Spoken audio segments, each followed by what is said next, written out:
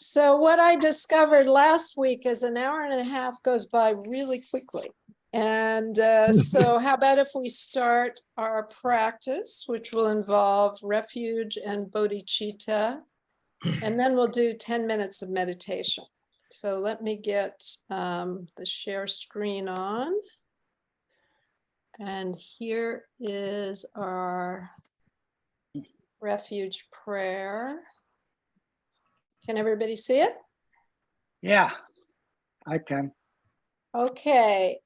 And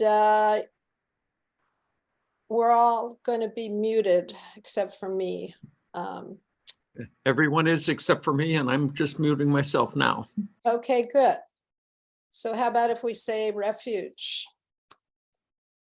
Sangye chidang sukhi chok nam lam chang chu pardu dak ni kyap su chi daki jin sok ki pe sanam ki Drola penchir sange druparsho sange chidam soki chok nam lam jang chu pardu dak ni kyap su chi daki jin sok ki pe sanam ki drola penchir sange druparsho.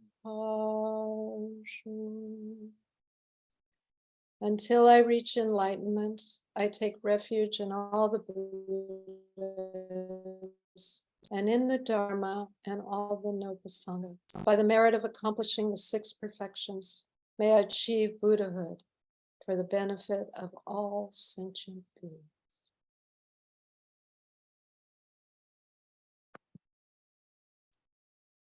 So let's settle into our meditation posture. Relaxed but upright. Let's take a few really deep breaths just to kind of settle into our seats and into our bodies.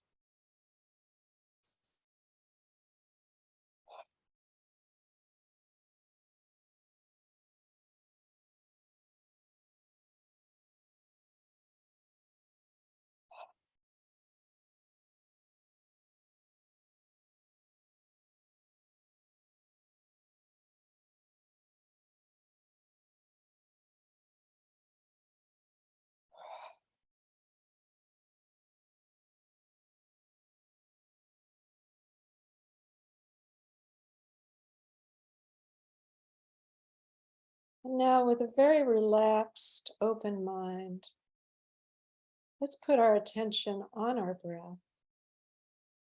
Now just breathing normally. So feeling the sensations of the air coming through the nostrils, into the chest, the diaphragm, coming in and out.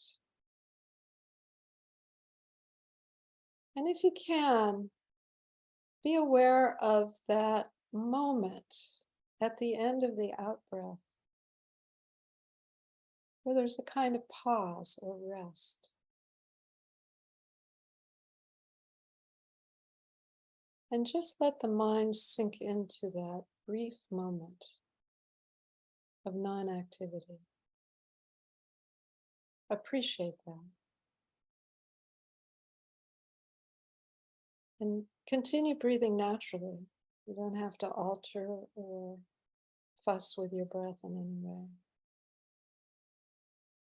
But if you can allow that relaxation at the end of the out-breath, it may indeed deepen and enrich your experience. So we'll continue meditating for about another 8 minutes.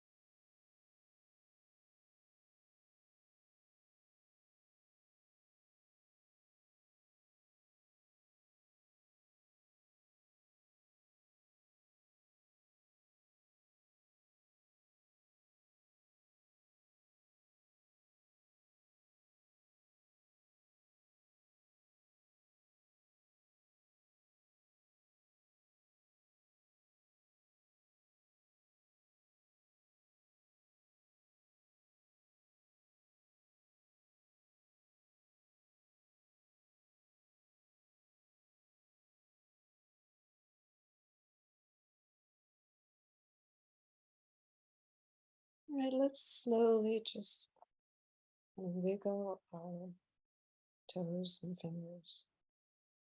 Move a little and let's gently transition into our discussion mode.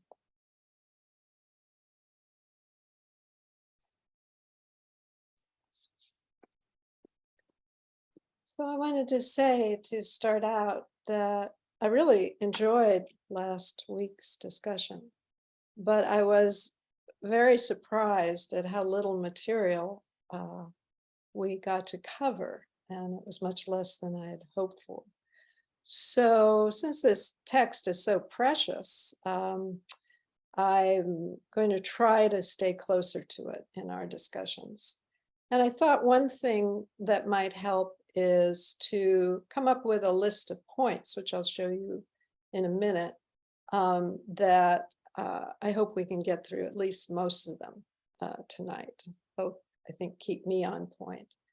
And also, I'm really wanting that everybody to get a chance to talk and contribute. So we're going to try having the mute on and the raised hand function. And so you all know where that raised hand is. It's down at the bottom with the reactions button. So if you push on that, you see at the bottom there's a raised hand. And it comes up in the order that people raise hands. And so I'll be able to include everyone, I think, in that way. So I'm considering this still a work in progress, and we'll see how this particular method goes. But that's what I'm going to try to do tonight with John's help, because John is always there to back me up. Just a few announcements before we get to our topics. Have you all seen that email from KTD that announced that the recordings of the earlier sessions are now on the class page? And I looked and it's true. And I actually hit the play button on one of them and turned it off almost immediately. It's odd seeing yourself up there talking. But anyway, if you have to miss a session, you want to review anything, it's there for you. And they've got the second one as well. So now that they have the recordings going, I think they'll get them up pretty quickly. Is that the way it usually is, John? They get posted. Yes, so usually it takes a number of hours for Zoom to prepare a recording, and then there's a little cleanup that Xiaoling does before transferring it, or as part of transferring it to YouTube. So for a while, it's not the cleaned up version, and then as soon as the cleaned up version is available, then that becomes available. Great. Good. Nice resource for us. I also wanted to share, and I'll do this in the chat as well. Peter was trying to remember that beautiful aspiration by Shantideva, which is a favorite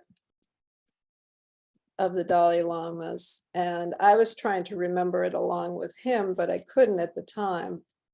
And I didn't have the excuse of being on medication, but I looked it up. Let me do this again. When you return it, it goes off. So just so you have it, it's a really beautiful and poetic aspiration for all sentient beings.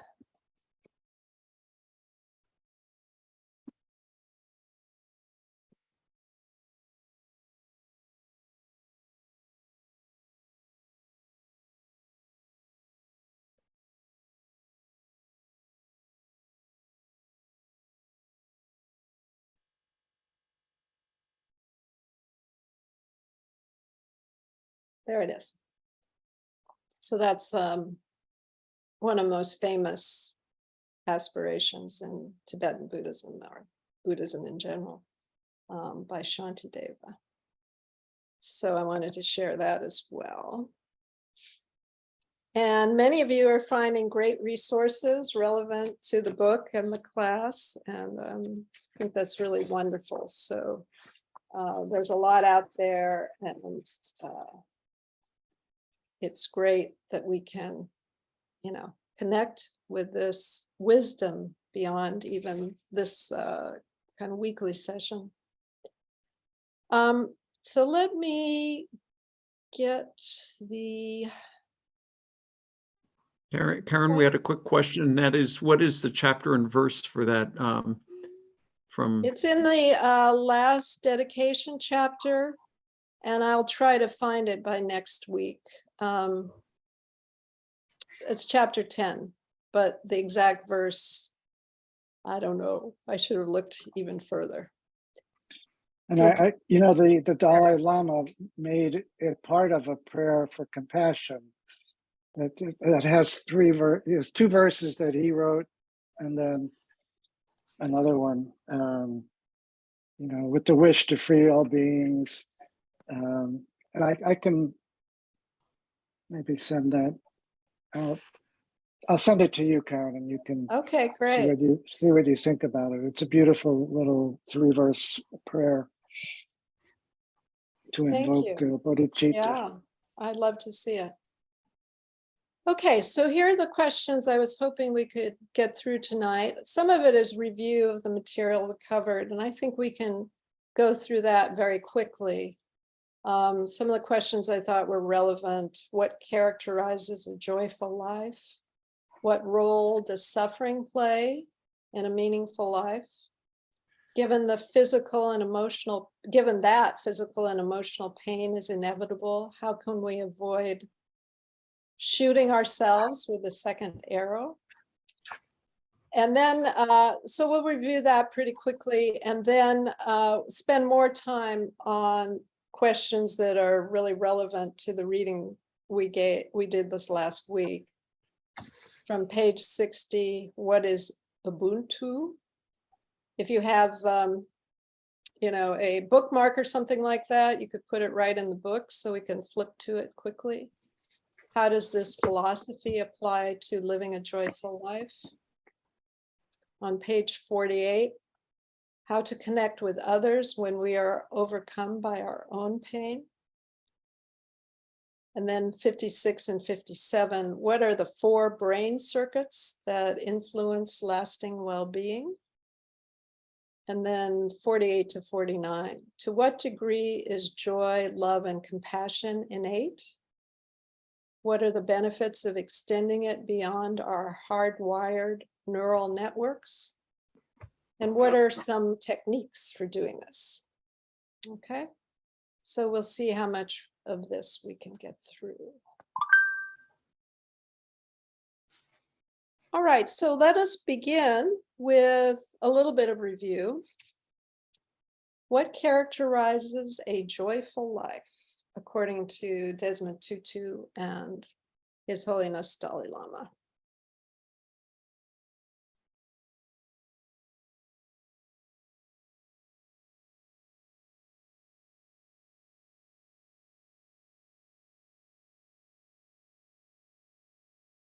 You don't even have to have page numbers or quotations. Do you remember anything from the discussion last week?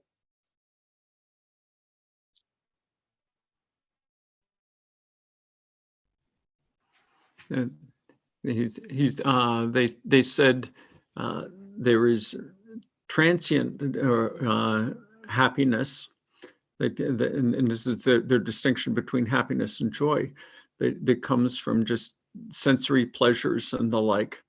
But the true joy comes from what I saw as the third immeasurable, the sublime joy and taking joy in others' joy and merit. Right. Right. Yeah, there's this deep commitment to focusing on others rather than themselves solely. They're not ascetics. They don't advocate, totally forgetting about their own well-being. And it was charming in this section, thinking about how much they enjoy food, particularly the Dalai Lama. He's renowned for loving to eat. but it never excludes the well-being of others, their concern, their care and concern. So there's a kind of vastness, again, immeasurable quality to their connection to others. And that's a source of joy that comes from within, even though it's dependent on having other people in the world to care about. So there's a kind of interesting connection there. Anything else?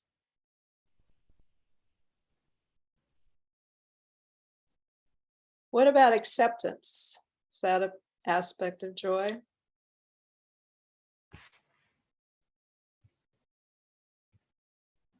By the way, any of you can unmute yourselves to speak. All right. Joy doesn't disappear in the face of suffering. Even yeah. extreme, horrible, terrible suffering, there's always that deeper inner joy that a person can carry. Mm-hmm. Yeah, and they interestingly use their own suffering to connect to the suffering of others. They put it in the context of the fact that we're all in this together. Mhm. And that is a kind of interrelationship that gives rise to joy, seems to, for these individuals. Yeah. It's like children saying, oh, don't tell Ma about this or that because you don't want to cause her suffering. But if children should know that their mother isn't going to be knocked off balance by their telling incidents of trouble that they're having, that the mother still maintains her own equanimity. Yeah, that's the ideal mother, right? Mhm. Mhm. Yeah, great. Well, what role does suffering play in a meaningful life? Mhm. Clara started talking about this. It's, it's something that binds us all together.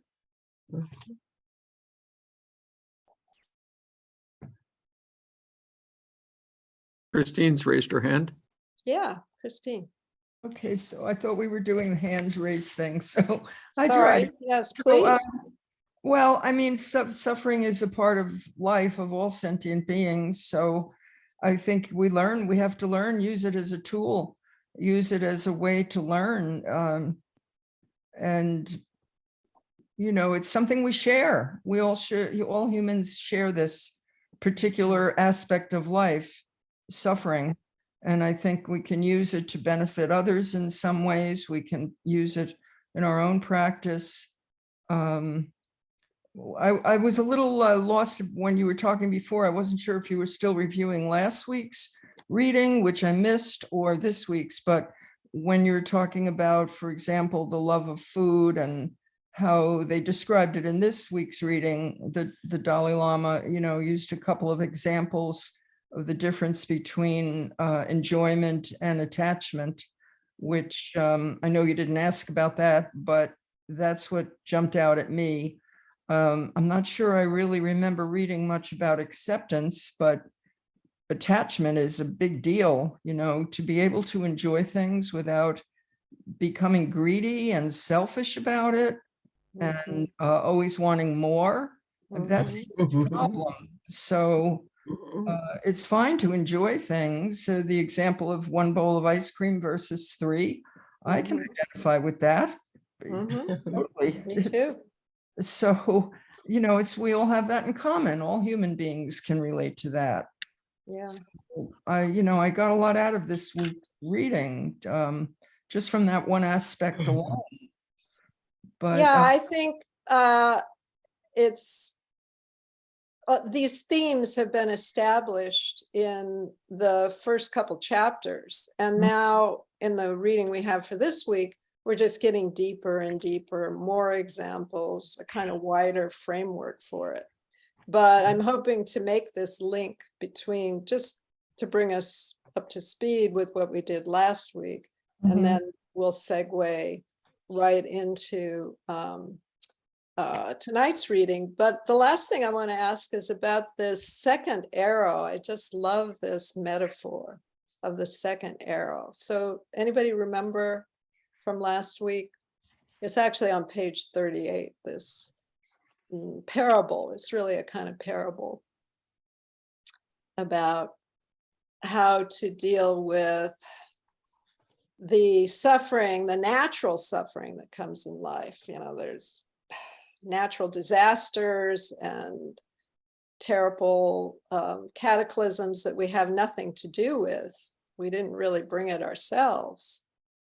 But then there's the element of, it's like we got, shot with an arrow, and then it's as if we shoot ourselves again if we have a certain attitude. So what do I hit here? The little mic button, is that how I do it? Unmute. Yes, please speak. Anitra, are you unmuted? I am. I'm Good. We'll see how the video works. Well, not so great. It's like, how do I look? Anyway, You look great, darling. I had a really a small, but for me, important example of this yesterday, because I was at the monastery for the empowerments. And as you know, when you go through those ceremonies, sometimes it elevates you somewhat. And so after lunch, someone gave me their dishes to wash, and I took the dishes in there and I rinsed them and I put them in the bleach water and then in the rack. And then I realized that I had this favorite ring of mine on, this turquoise ring, and that I had put it in the bleach water. So, I just rinsed it off. But then on the way home, I noticed the stone had become a little bit discolored around the edges in a couple of places.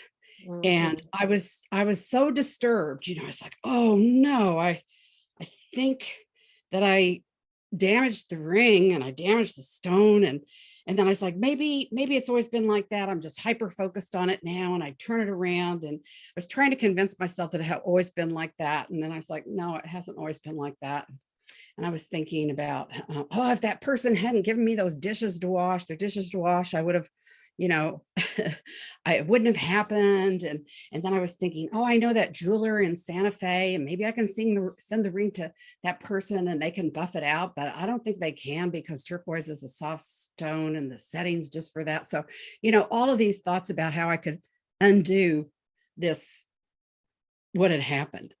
And just as I was pulling into the driveway, I had this thought. I was like, because I know myself, because I got a lot of pleasure out of just looking at it. It's just like, oh, it's so beautiful.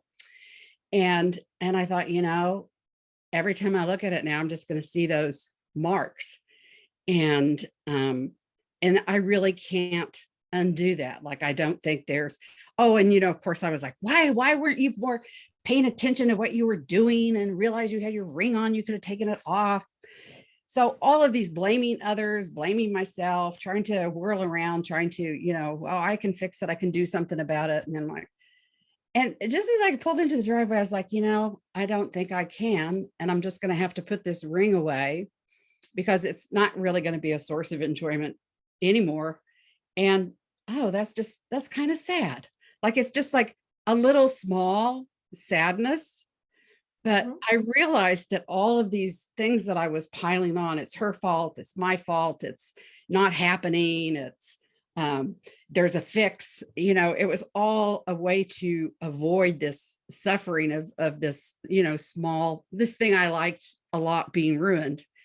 And then if that moment when I just accepted that, it's basically changed, right? It's impermanence, and it's not the same ring anymore. And I'm not going to feel the same way about it. And just this little sadness I was able to experience the sadness of that. And then it went away, but all of my coping mechanisms were really what was causing me trouble. So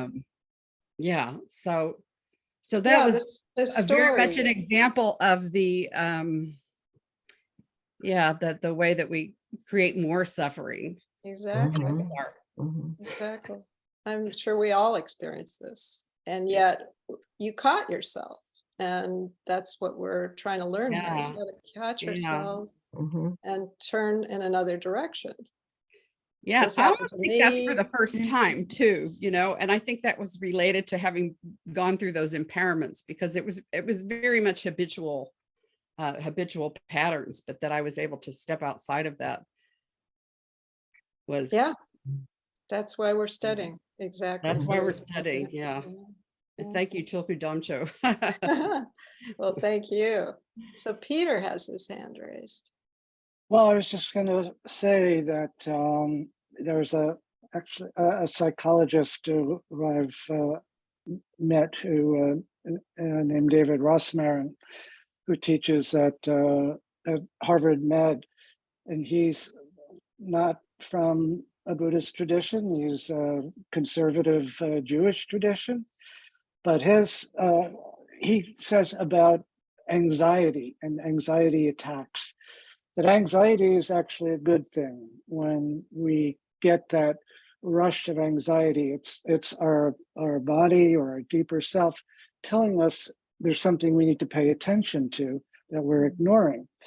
And if we try to block that, or worse yet, if we start critiquing ourselves like, oh, you stupid fool, wow, why do you always get these attacks, and it's terrible. And he had this one client who had panic attacks when he was driving his car, and he explained to him that actually when you have a panic attack, you go into fight or flight mode.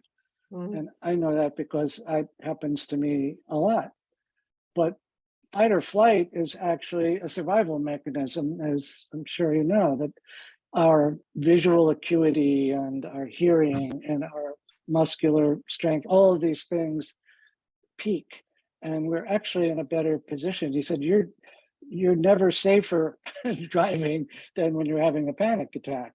And it sounds a little strange, but I've had that same feeling that it's when you start attacking yourself, that is what prevents it. And instead of adrenaline, there's another hormone that gets released, acetylcholine, and that calms us down. So if we just kind of stop attacking ourselves and let the adrenaline fade away, then our bodies will and minds will actually help us to will calm down. They'll calm us down. So it's such a it's a paradox, but it's quite a lovely one. And it's certainly something that, as I said, I've experienced. It's not the thing that happens. It's not the dish you dropped and broke on the floor, which I did. I actually did that yesterday, and I started screaming, and Luann came in and said, "What's the matter? What's the matter?" And it wasn't my fault. It fell out of the cabinet. But I was, attacking myself. How did I let that happen? It's completely irrational, and so it's good to keep in mind. As the saying goes, which I think they quote here or they dance around, which is pain is inevitable, but suffering is optional. Yeah, Mhm. I actually thought of that quote Yeah, in regard to this. Yeah, I mean, Yeah. I've seen it in the AA literature. It's the same kind of thing. We don't have to be victims of our pain. We don't have to suffer. So awareness helps. Anitra talked about awareness. Bodily practices like breathing helps. Remembering what would our teachers do in this position? What have we learned so far from our Buddhist path? And how can we apply it? What would the Dalai Lama do? How would he think about this? It can all these techniques can break the cycle of self-punishment, really. That's what we're talking about. All right, well, let's move on to our reading for today. And I wanted to start, it's sort of at the end of the reading, but I was so fascinated with this concept of Ubuntu, which is on page 60. And it's introduced by Desmond Tutu as a kind of indigenous philosophy, which I hadn't heard about and before I read this book. So what is it? And how does this philosophy apply to living a joyful life? Let's see here.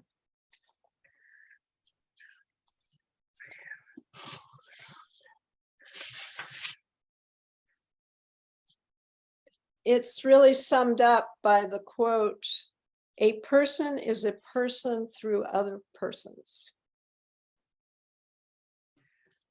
Person.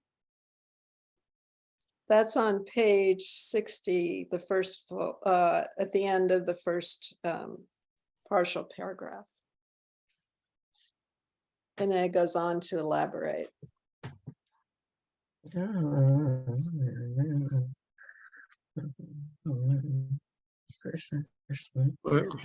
I was fascinated reading that because it reminded me of dependent arising as in the next paragraph.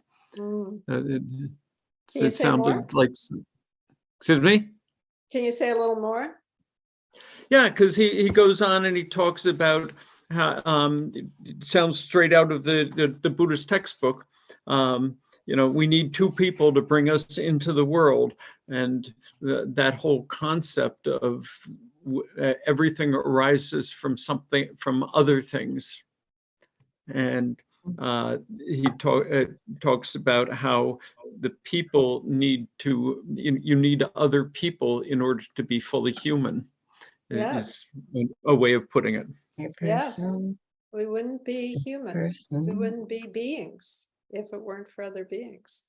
And the more you think about that, the deeper it gets, because it's really true. And, you know, we're used to thinking of our parents and, you know, people who are close to us, but think of all the people who are growing our food and making our clothes, and think of all the beings in the earth who are creating fertility, and the bees who are pollinating plants so that we can eat. I mean, it's just endless.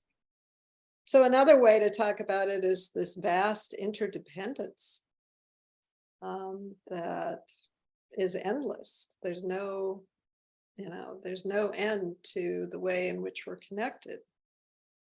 So people talk about this in a variety of ways, but how does this lead to a joyful life? Which is the subject of the book, in essence. Hildy, yeah. Can you unmute?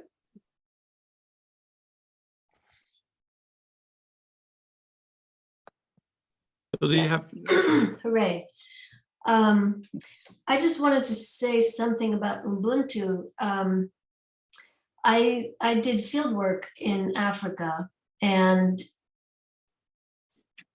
I just wanted to kind of point out that many of the cultures, I mean, it's a huge place with huge variety of people and languages and cultures, but you know, that phrase that Hillary Clinton made famous, it takes a village to raise a child.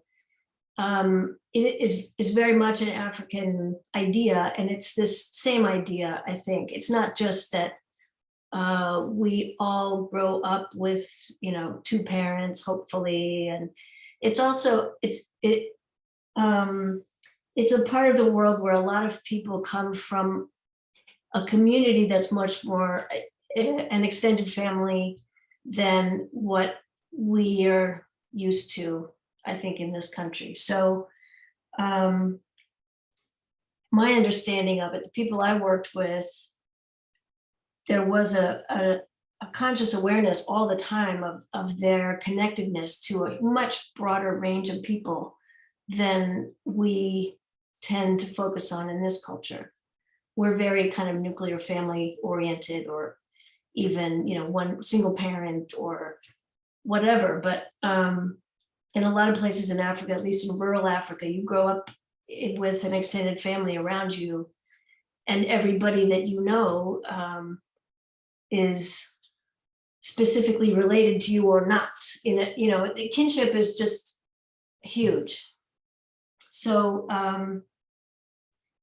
I think it's possible to sort of miss that depth if you don't know something about cultures like that. And I found it very welcoming. I mean, being a stranger in so many ways to the people I lived with, there were things like somebody who was the same age as you was considered like a brother or sister, just right off the bat. And when I went there to do field work and became part of a community, there were people who I discovered I was the same age as, and they were like sisters to me from then on. In spite of all of our differences, it was very, very warm and nice. So it's I would say an indigenous philosophy that's different from what we're used to, I think. Yeah, I'm thinking about times I've traveled in India, and I've gotten close to the drivers we've hired. And very quickly they would call me auntie. And it was a real sign of affection and connection. So if we connect the idea of joy to this human connectivity, then the more people you feel related to, the more you're going to feel that kind of uplift and warmth of human belonging, really. It's belonging in the world. And that also goes to the idea of suffering. When you see other people around you suffering, when I was in the hospital last week, everybody, I was on the cardiac floor, even though I just had a wound, but everybody was suffering. You could walk down the hall and you could literally hear people in the room saying, help me, help me. They're pressing the nurse button and nobody's coming.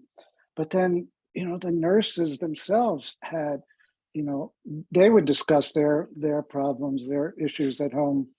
I think that when it was full moon last Sunday, the hunter's moon, this one nurse went by and said, this full moon is really kicking my butt. My kids, it's this, it's that. I thought, oh, this is so great. I don't have to just focus on my suffering.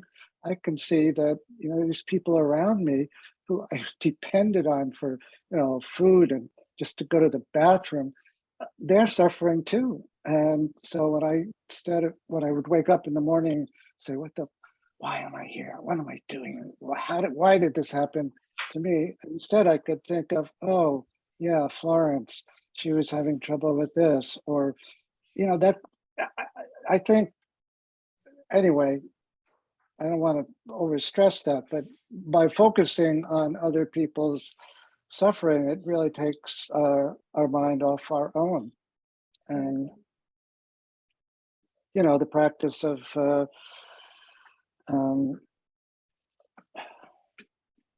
what is that practice called?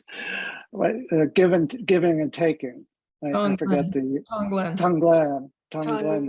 Well, that's where I was going to go next, because you can suffer and have room in your heart for others, but you can also be in so much pain that you're overwhelmed by your suffering. But it's actually referred to here in the text. Again, it doesn't go into great detail, but there is a longer discussion in the joy practices. So on page 48, there's a mention of mind trading, or lojong, which is a time-honored set of Buddhist teachings, go way back, exactly how to deal with your own suffering and bring the suffering of others into awareness in a way that you overcome your self-fixation. And there are many, many aspects to Lojong. I'm sure most of you are familiar with it, but many of the most famous systems have an array of slogans that you think about every day, so that you have these things in reserve. Let me try to, in fact, I have some right here, some Lojong cards. Mhm. So these are cards produced by Pema Chodron's organization. Here's one: don't wait in ambush. And it actually has commentary, because some of these are a little obscure.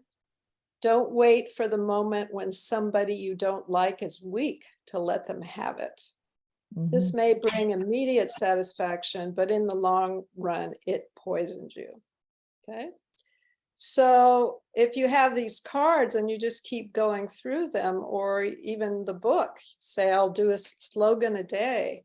After you do that for 4 or 5 times, this kind of wisdom starts to sink in. And it's exactly parallel to Shantideva's way of the Bodhisattva. It's a way of putting others before yourself as the ultimate foundation for happiness. Perhaps the most powerful and embodied of these practices is Tonglen, right? Where you're actually using the breath to take in others' suffering. So one thing that I find really helpful, have a headache or something like that, and oh me, oh, why do I have this headache? Oh, do I have brain cancer? I mean, the stories are just, that second and third and fourth arrow. But then I remember, well, there are millions of people around the world who have a headache at this moment. Can I just breathe in their pain and get my mind off my own and really have the intention to benefit beings, even if it's just on a kind of imaginative level? And you breathe in the smoke of their suffering, breathe out light to them to bring them happiness and healing. And it's incredibly powerful, because it really immediately expands your awareness beyond your own, in my case, usually very trivial problems, to incorporate everyone in the world. If you have a friend or family member who's specifically suffering, they could be the focus. It could be animals, it could be bees, it can be, whatever sentient beings you'd like to help.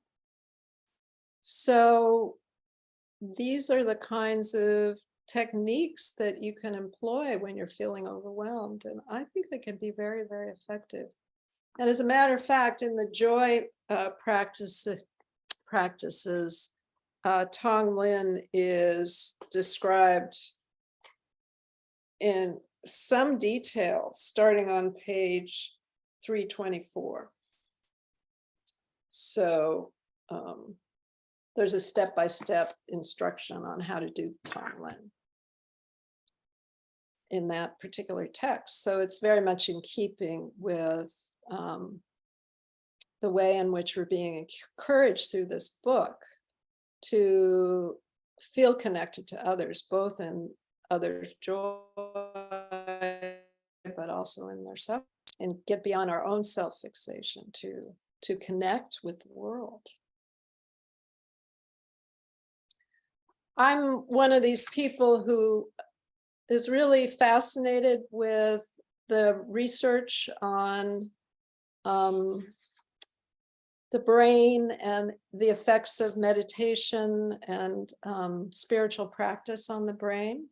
So it went by really quickly, but I was intrigued by page 56 to 57, where there's a short description of Richie Davidson's research on the happy brain. It's hard to believe, but psychologists, neuroscientists haven't been interested in happiness very long. It's a pretty new subject.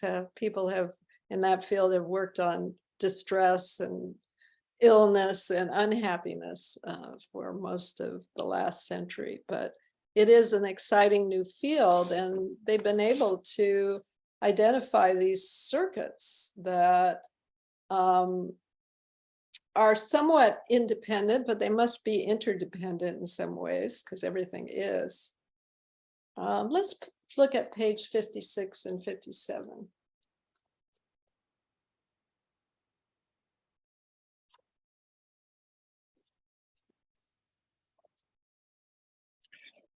Yeah, I loved that section too. It really blew my mind because, first he's saying, there's an ability to maintain positive states is one circuit, but there's also the ability to recover from negative states. Right. But they're not necessarily interdependent. You can have, you can have be in a great positive state, and then the next minute go into a negative state and have to try to recover from that. And that's not the kind of thing that would, normally occur to us. That's what really struck me about his work, and makes me want to, find out more, where if it's been done, written up in detail. Yeah, I think this is a very active area of research, which the Dalai Lama has actually encouraged. He was very strongly interested in scientific studies and encouraged people like Davidson to do these kind of tests or research on the brain as someone's meditating or in other kinds of states. And there have been a lot of discoveries like this. Yeah, The like one the that I'm fourth interested in- circuit. What's Yeah, that, sorry. Peter? I was going to say the fourth circuit, the ability to be generous. It doesn't matter if you're helping others or being helped. They both are equally able to generate joy in you. And that's certainly something that, you experience when you're in a state where you're, locked up, as it were. Hospitals are a little bit like prisons. A friend of mine who works in prison says that the food is only marginally better than prison food. But this idea of helping or being helped, that seems to me really something I just want to focus on a lot. Yeah, because it's that connection.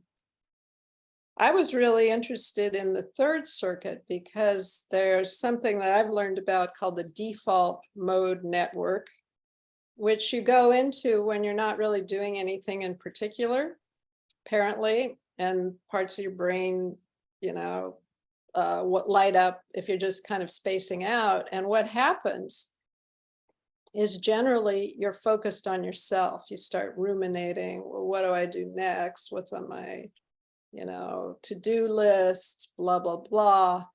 And this third circuit it enhances our ability to focus and avoid that kind of mind wandering. And this is exactly what we can develop in meditation and other kinds of mental practices. So that circuit is being strengthened just by the practice we did at the beginning of this session. Every time you do a practice where you focus the mind, then you actually strengthen this network, and it will allow you to be more focused in anything that you're doing, which has enormous benefits.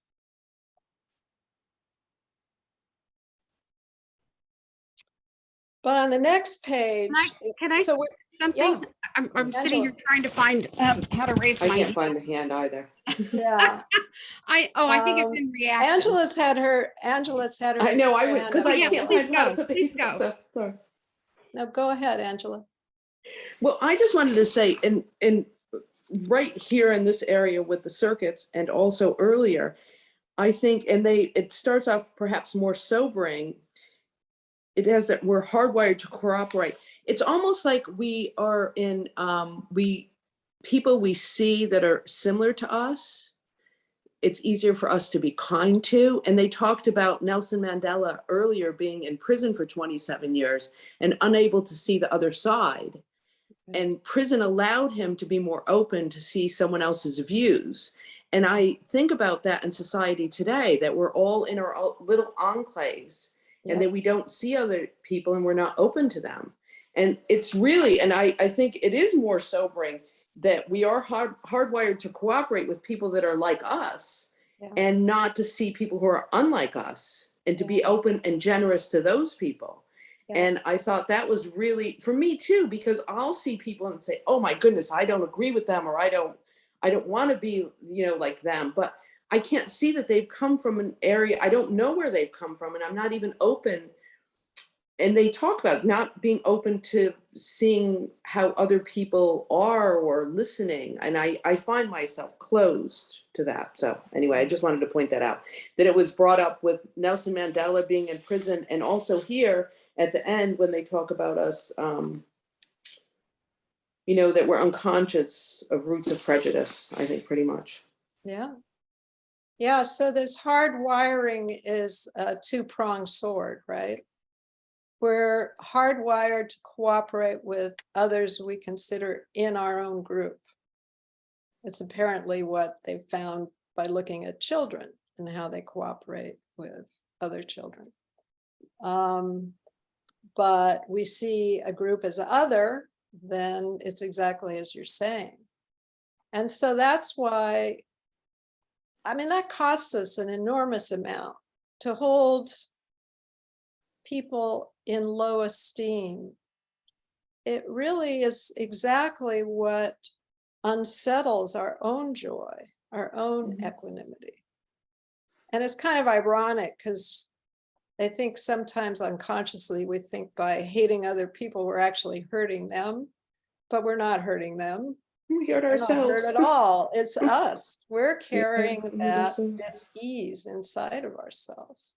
So the wider our circle of care and concern, the more happiness we'll have for ourselves and be able to give to others. And that's why when you see the Dalai Lama in action, it's amazing because he treats everyone the same, except maybe some pompous politician, as we'll hear about, but when he stays in a hotel, he makes a great effort to greet every single person who works as a cleaner or a cook or whatever.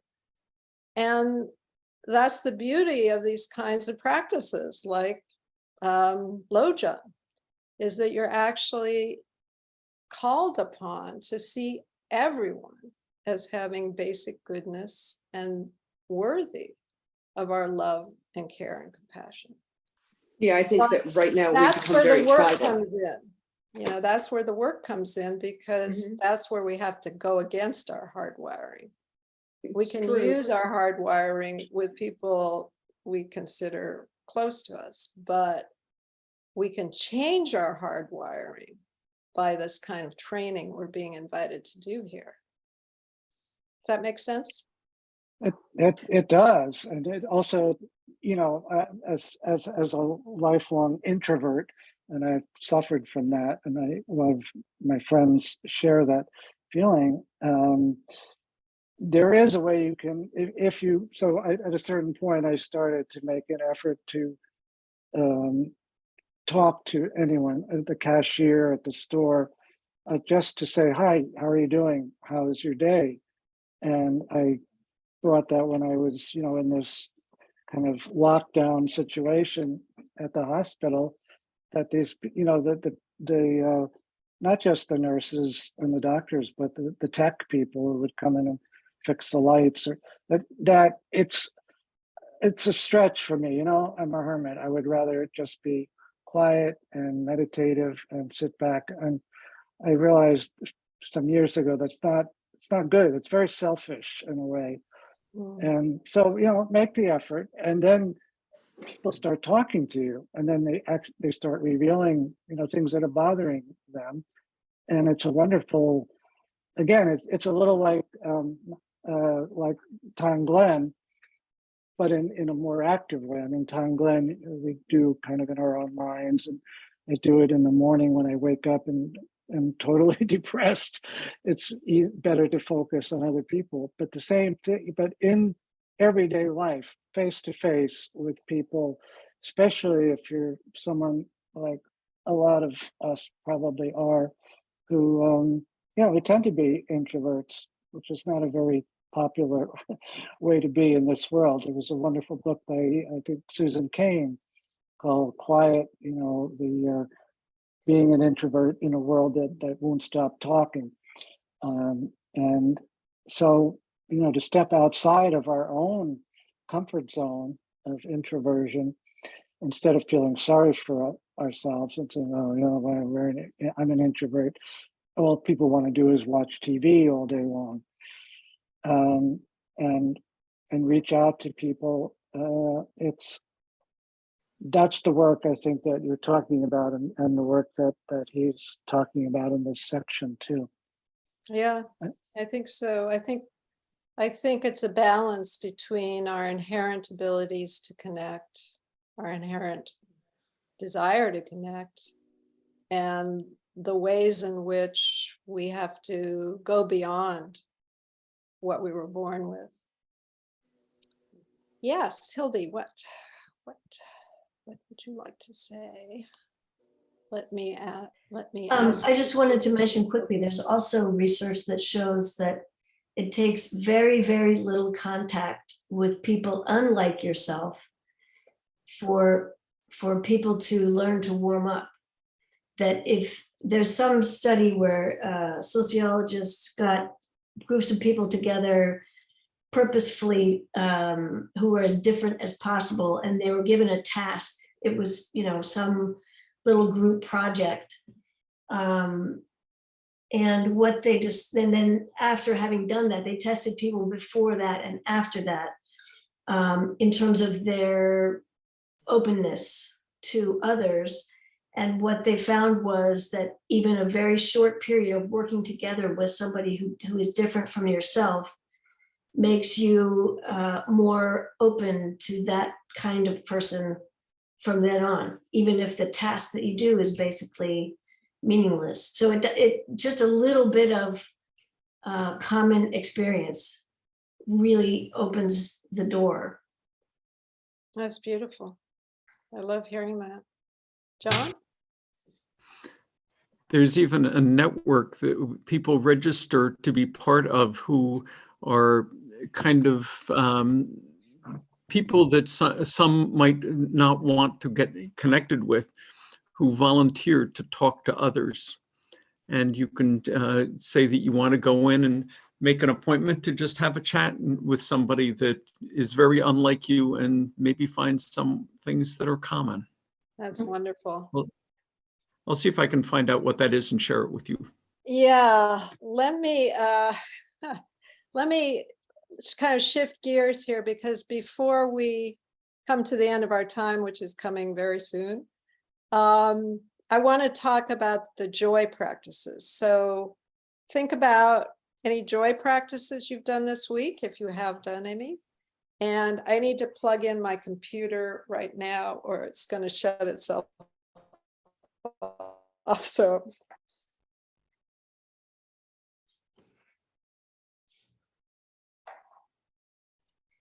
Anitra, we zoomed past your question. Sorry about that. Oh, yeah, I was just thinking about your description of African culture, rural culture, and which I think has parallels to, I think it has parallels to American rural culture, which is basically what I came from. And I think, I find it so interesting that how the West relates to Africans, and there's so much traditional wisdom there's so much wisdom in those traditional indigenous cultures. And it was just occurring to me that it sort of naturally stimulates those the positive circuits, right? The joy building circuits. Whereas the way that we've organized ourselves in modern or yeah, it's more about creating hierarchies, you know, kind of getting ahead. Yeah, so I don't know. I was just thinking about how the smaller communities and the and that way of life and that sense of connection to others is kind of goes naturally with those brain circuits. Although, as Karen points out, it's not like those are idyllic cultures either, because there was, you know, there's warfare in you know, smaller primitive cultures. I mean, people, you know, because of that whole othering process. So anyway, I think there's a lot that we can look to, a lot of wisdom that we can look to in those indigenous cultures, and especially as we're trying to, you know, come back from the brink of burning up our world. Yeah. Yeah, thank you. So did anyone do any joy practices? You know, I didn't even know they were there. I feel so stupid, frankly. But now that I see they're there, I can't wait to get to them. Yeah. Which ones do you recommend, Karen, for starting? Well, we talked, was it last time, about the morning aspiration, which is the first one, which is a very powerful thing to do as soon as you wake up. It sounds like you already have a morning practice by doing Tonglen, but to make an aspiration for your day. I mean, I wake up, I do refuge and bodhicitta, and then I do a prayer that the Dalai Lama says every morning. And it's all about helping others. It's all about, you know, the bodhisattva ideal. And then I try to remember that as the day goes on. And then at the evening, you think, yeah, how did I do? Well, okay here, not so good here. And then you make the aspiration to do better tomorrow. And that's the way your practice can grow, particularly if you're trying to integrate into, you know, you're sitting on the cushion into daily life. But the one I did this week, I thought was great, which was the breathing meditation. And so that's the second one. And there are quite explicit instructions as to how to sit and what to do with your breathing and so forth. But I'm really getting drawn toward embodied practice where mind and body come together. And in that way, breathing is extremely powerful.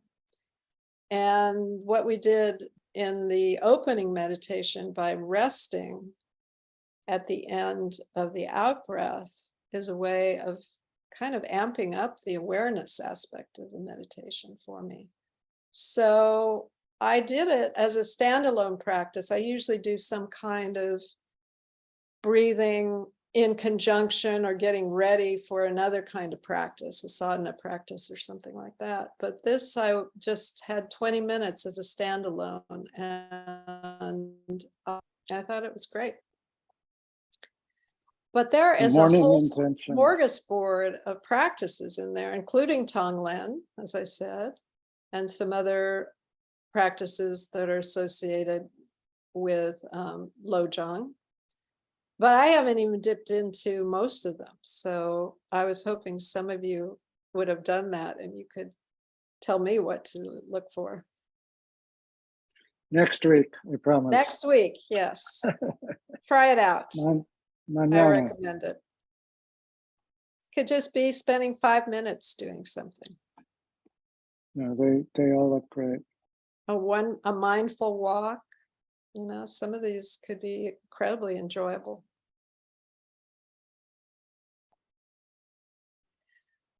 Well, what else about since we don't have anything else to talk about with the joy practices, what else interested you about the reading? Just opening up to anything, anybody. Maybe people haven't said anything yet. You might want to join us.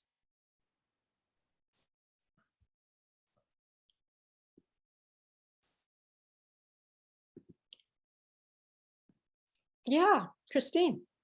Okay, well, if anybody who hasn't said anything wishes to speak, please say so, and then I'll be quiet. We want to hear from you. Okay, so I just wanted to ask about what you think about this, Karen, because it kind of jumped out at me on page 54, when they're talking about, you know, feeling joyful when you wake up and feeling a genuine sense of love and compassion even before you have coffee, which that's what got my attention. It's kind of Right. a paragraph on page 54, but then the Dalai Lama says, if you develop a strong sense of concern for the well-being of all sentient beings, and in particular, all human beings, this will make you happy in the morning, even before coffee. I'd like to know what you think about why he specifies all human beings, because I just didn't quite get that. Like, why would he say Yeah. all human beings? And what about the Yeah. animals? I don't quite, it's like just, I don't understand why he would specify human beings. Yeah, What I am actually noticed that myself. So And why? I don't know. I think maybe they were trying to create some parameters in the presentation that would be accessible to most readers who may not know a lot about Buddhism or about the spiritual perspectives that both of these great beings come from. You know, in most of our Buddhist studies, it is all sentient beings. And so Right. it kind of stood out to me too. And I actually really don't know the answer, but maybe John does because he has his hand up. What do you think? Oh, John, you're muted. Thank you. I was going to offer the hypothesis that the reason for that is because it's easier for us to create animosity to other humans than to animals, and so on. It's easier to create animosity. Oh, towards boy. Right. So we tend to create more animosity towards humans. So by focusing on not doing it, that's with humans, it's kind of gives more balance, I think. The other thing is Christianity doesn't really have a tradition of, you know, valuing animals in the same way that Buddhism does. You know, it's, I mean, I think it's the opposite. It's like, you know, God gave man dominion over all the animals. So, Yes, you know, they're not equal. Right. That's absolutely correct. I remember that from my own Catholic upbringing. But I did happen to be speaking to a Lama this afternoon, and I asked him what he thought, because it actually got me a little upset when I read it. And he said that he thinks it's partly because that this book is geared towards a general audience. Yeah. Which is somewhat what you were saying, Karen, that it's really not like deep Buddhist theory or philosophy here. It's focusing on, it's an audience, it's written for people of a more general nature. And so that was the only, without like having read the whole page or the whole chapter, that was his best guess. I mean, I'm totally convinced that in the world of the Dalai Lama's care and concern, animals are right there. He talks about these dogs he had, and one little dog I think he brought to India with him, or no, he couldn't have done that. But anyway, he had this dog he really loved, and he prays for him every day.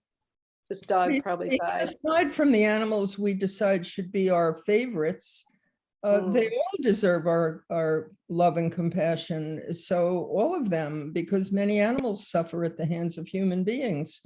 So anyway, I'll be quiet now, but I just wanted to know what you thought about, or even that you noticed it makes me feel better, because I guess it was something that kind of stuck out, right?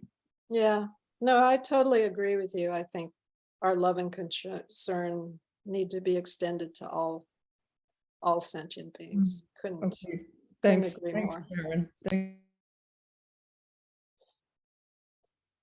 Well, it's time for us to wrap up here. So let us say our dedication. I'll bring it up on the screen.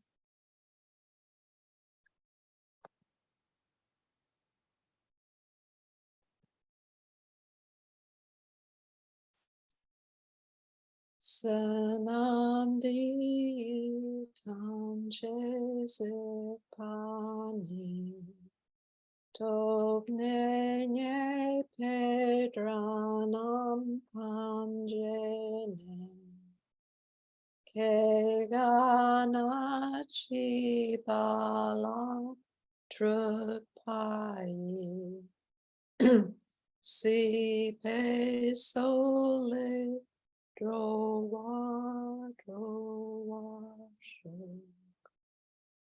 by this merit, may all attain omniscience.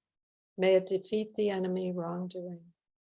From the stormy waves of birth, old age, sickness, and death, from the ocean of samsara, may I free all beings.